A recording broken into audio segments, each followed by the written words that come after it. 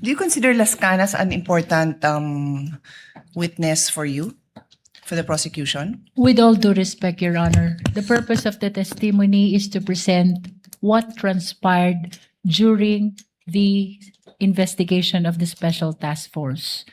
As to whether or not what probative value it holds, it is not part actually of the decision of the prosecution, as what we are intending to do here is to present only what happened during the investigation of the NBI, Your Honor.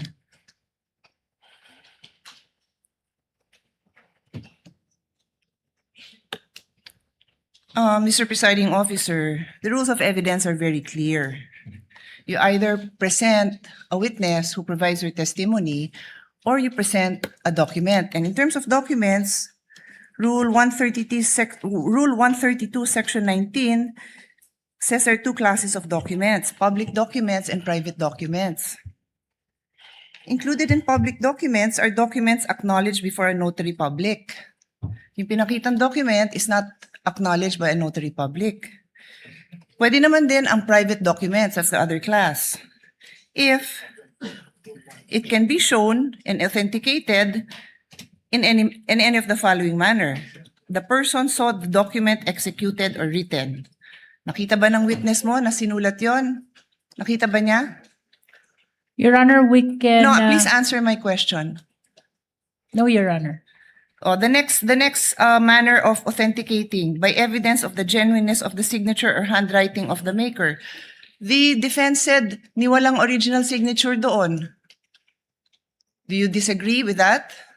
We don't, Your Honor. Okay, and the third, by other evidence showing its due execution and authenticity. Did you provide? No, Your Honor. Okay, so simple lang, Mr. Presiding Officer. They're trying to prove something by showing a document that any law student, even yung mga kababayan natin na nakikinig na ngayon na ang dami ng alam sa procedure, will tell you na hindi acceptable yon. And with all due respect, katulad din nung kahapon na humingi ako ng payo sa inyo, again, I will not name names, we had a discussion in caucus na you cannot unsee what you see. You cannot unhear what you hear. So pinalabas yun. Wala akong problema na palabasin yun, pero do your job and present the proper witness and the proper documentation to do that. Do your job. I'm addressing this, Mr. Presiding Officer, to us as a body. Kasi hindi tama yun. Magdidesisyon tayo, you warn us, pero pinabayaan natin na makita yun. Minamarkahan pa, submarkings. What's the purpose of all that? May I respond, Your Honor? Not really. I don't believe because there I was a already question. answered. I already asked you the questions, and you had a chance to respond. Yes. There was no question posed, sir. I was There's none, yes. telling the lead prosecutor. I move to my next point, Mr. Presiding Officer. Our jurisprudence is very clear, no? A witness must be competent and credible. Di ko na babasahin lahat yung jurisprudence natin dyan dahil kompleto na yung record natin dyan.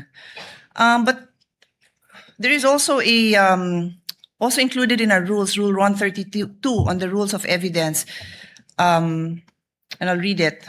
A witness may be impeached by the party against whom he or she was called by contradictory evidence, by evidence that his or her general reputation for truth, honesty, or integrity is bad, or by evidence that he or she has made at other times statements inconsistent with his or her present testimony. So this is the rules, no? Siguro we can, well, I'm reading the rules, so we can take notice of this, that this is what our rules say, and I don't think anyone will contradict that.